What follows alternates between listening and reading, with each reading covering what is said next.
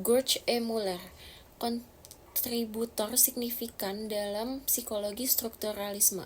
George Elias Muller adalah seorang psikolog Jerman yang memberikan kontribusi penting dalam perkembangan psikologi eksperimental, khususnya dalam aliran strukturalisme. Meskipun tidak sepopuler Wilhelm Wundt atau Edward B. Titchener, tokoh-tokoh sentral dalam strukturalisme, Muller memiliki pengaruh yang signifikan dalam memajukan pemahaman kita tentang proses mental, terutama dalam bidang memori dan persepsi. Kontribusi Muller dalam strukturalisme. Yang pertama ada Laboratorium Psikologi di Göttingen. Muller mendirikan Laboratorium Psikologi di Universitas Göttingen yang menjadi salah satu pusat penelitian psikologi terkemuka pada masanya. Laboratorium ini menjadi tempat bagi banyak eksperimen yang bertujuan untuk mengurai struktur dasar pengalaman mental. Studi mendalam tentang memori. Salah satu kontribusi terbesar Muller adalah penelitiannya yang mendalam tentang memori. Ia melakukan eksperimen yang sistematis untuk mengukur kecepatan belajar, lupa, dan faktor-faktor yang mempengaruhi kinerja memori. Karya Muller dalam bidang memori menjadi dasar bagi penelitian-penelitian selanjutnya dalam psikologi kognitif. Selanjutnya ada interaksi antara sensasi dan persepsi. Muller juga tertarik pada interaksi antara sensasi dan persepsi. Ia melakukan eksperimen yang menunjukkan bagaimana pengalaman masa lalu dan konteks dapat mempengaruhi cara kita menginterpretasikan rangsangan sensoris. Selanjutnya ada metode penelitian yang teliti. Muller dikenal karena pendekatannya yang sangat teliti dalam melakukan penelitian. Ia mengembangkan metode eksperimental yang canggih untuk mengukur proses mental yang sulit ditangkap. Selanjutnya ada warisan Muller dalam psikologi. Meskipun aliran strukturalismenya akhirnya digantikan oleh aliran-aliran psikologi lainnya seperti fungsionalisme dan behaviorisme, warisan Muller tetap relevan hingga saat ini. Penelitiannya tentang memori dan persepsi telah memberikan landasan bagi perkembangan psikologi kognitif modern. Selain itu, penekanan Muller pada metode penelitian yang ketat juga menjadi contoh yang baik bagi para psikolog saat ini. Assalamualaikum warahmatullahi wabarakatuh. Perkenalkan, nama saya Salsabila Kesyarian dengan NIM 0603524065. Wilhelm Wundt adalah seorang psikolog dari Inggris di bawah pengaruh William James. Ia mewujudkan pandangan tentang behaviorisme tanpa mengikuti pendapat Watson yang ekstrem. Ia menganggap psikologi sebagai pengetahuan tentang tingkah laku dan perkembangan manusiawi dan harus ditinjau dari sudut biologi. Pandangannya mengenai tingkah laku naluriah manusia sangat menonjol dengan naluri tersebut. Dimaksudkannya suatu di posisi lahirlah sampai pada pengamatan objek-objek tertentu, pengalaman emosional tertentu, dan pelaksanaan berbagai perbuatan tertentu. Atas dasar itu, ia menyusun suatu sistematika perilaku manusia. Hermann Ebbinghaus. Hermann Ebbinghaus 1850 sampai 1909 adalah seorang psikolog Jerman yang terkenal karena kontribusinya yang signifikan dalam bidang psikologi eksperimental, khususnya dalam mempelajari memori. Dia dianggap sebagai salah satu pionir pertama yang melakukan eksperimen secara sistematis dalam mempelajari proses memori manusia. Assalamualaikum warahmatullahi wabarakatuh. Perkenalkan, nama saya Raffi Nazwan Fadila. Ingin mempresentasikan sebuah tokoh bernama Edward Bradford Titchener. Edward Bradford Titchener lahir tanggal 11 Januari 1867 sampai 3 Agustus 1927. Adalah seorang psikologi Inggris yang belajar di bawah bimbingan Wilhelm Wundt selama beberapa tahun. Titchener terkenal karena menciptakan versi psikologinya yang menggambarkan struktur pikiran, strukturalisme setelah menjadi profesor di Cornell University. Ia menciptakan program doktoral terbesar saat itu di Amerika Serikat. Mahasiswa pasca sarjana pertamanya, Margaret Floyd Washburn, menjadi wanita pertama yang mendapatkan gelar PhD di bidang psikologi di tahun 1894. Biografi Titchener. Orang tua Titchener, Alice Fieldheben dan John Titchener, kawin lari pada tahun 1869 dan ibunya tidak diakui oleh keluarganya yang terkemuka. Ayahnya memegang sejumlah jabatan sebagai juru tulis atau akuntan sebelum meninggal karena tuberkulosis pada tahun 1879. Keluarga tersebut yang terdiri dari 5 anak masih hidup, 4 perempuan dan 1 laki-laki. Pindah setidaknya 10 kali selama masa ini. Saat berusia 9 tahun, Tigner dikirim untuk tinggal bersama kakek neneknya dari pihak ayah dan 2 bibinya. Kakeknya yang bernama sama adalah seorang pengacara dan investor yang sukses dan juga mantan wali kota Chichester. Ia memastikan bahwa Tigner pertama-tama mendapatkan bimbingan belajar privat dan kemudian diberikan pendidikan sekolah tata bahasa.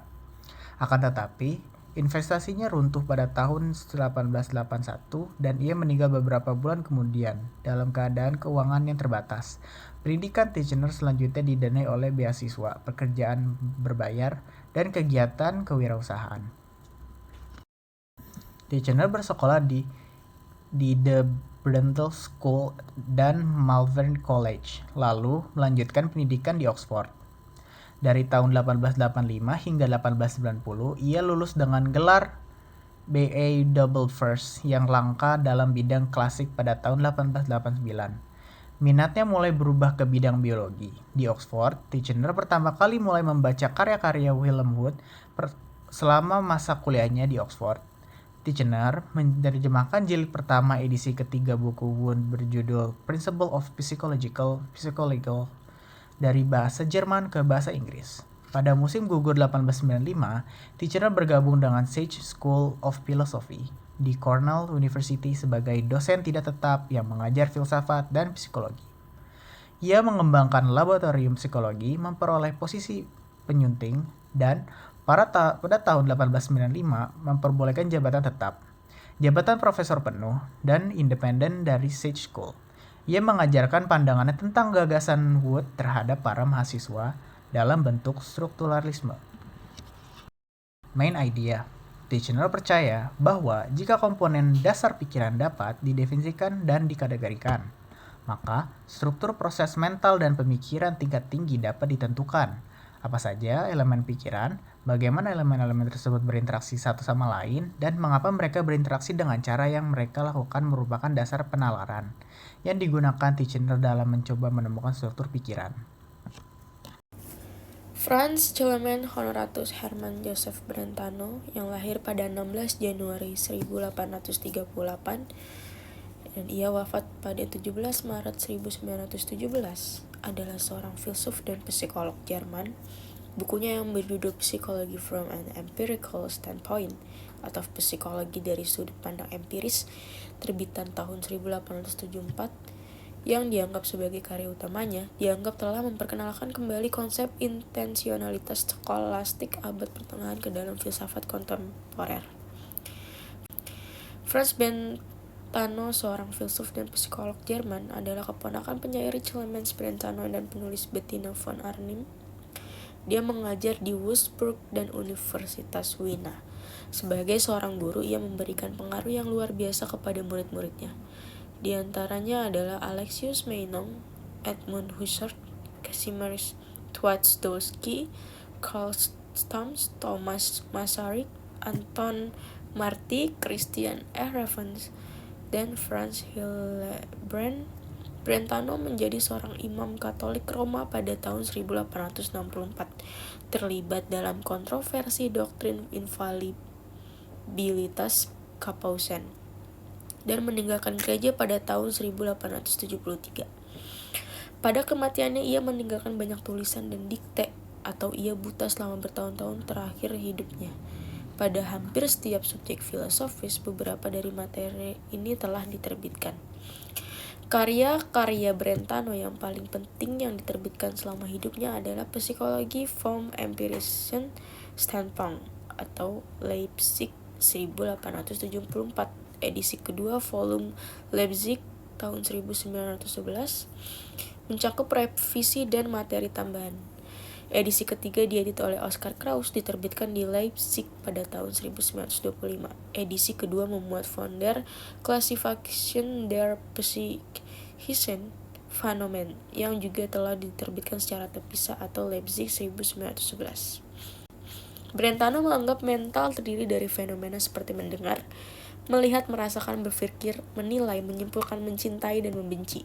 Dia berpendapat bahwa ada yang umum untuk fenomena mental dan apa yang membedakannya dari fisik adalah ketidakberadaan yang disengaja, yang juga dia gambarkan sebagai referensi ke konten dan arah pada objek. Fenomena mental katanya dapat didefinisikan sebagai fenomena yang mencakup objek dengan sengaja di dalam dirinya sendiri. Namun dia tidak bermaksud menyeratkan bahwa ketika misalnya seseorang memikirkan seorang kuda, ada duplikatnya dari kuda itu. Sebuah simulakrum mental yang ada di dalam pikiran. Poin penting seperti yang kemudian dia tekankan adalah bahwa seorang dapat memikirkan seekor kuda bahkan jika tidak ada kuda.